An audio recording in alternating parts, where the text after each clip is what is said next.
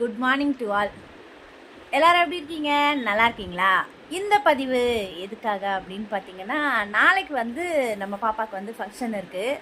அதனால் இன்னையோட அந்த அம்மா குடிசையில் இருக்கிறது லாஸ்ட் நாள் யாரோட விருந்து பார்த்தீங்கன்னா, ரொம்ப ஸ்பெஷல். நோ வேர்ட்ஸ் அவளை பற்றி சொல்கிறதுக்கு. வார்த்தைகள் வந்து புதுசாக தான் கண்டுபிடிக்கணும் போல இருக்குது.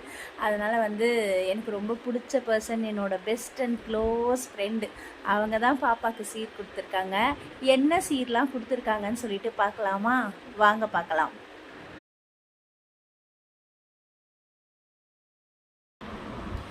வடை, கேசரி, புட்டு. பாப்பாவுக்கு இது மாதிரி வந்து அத்தைங்க தான் செய்யணும் சொல்லுவாங்க. அத்தையாக இருந்து என்னோடய ஃப்ரெண்டு ரெண்டாவது ஜெய்க்கு அப்புறமா வந்து நம்ம அம்லு செஞ்சுருக்கா. நாங்கள் இங்கே சூரப்பேட்டுக்கு வந்ததுலேருந்து எங்களுக்கு க்ளோஸ் ஃப்ரெண்டுன்னு பார்த்தா அம்லு தான். ஃப்ரெண்டுன்றதை விட எங்கள் தலைவி.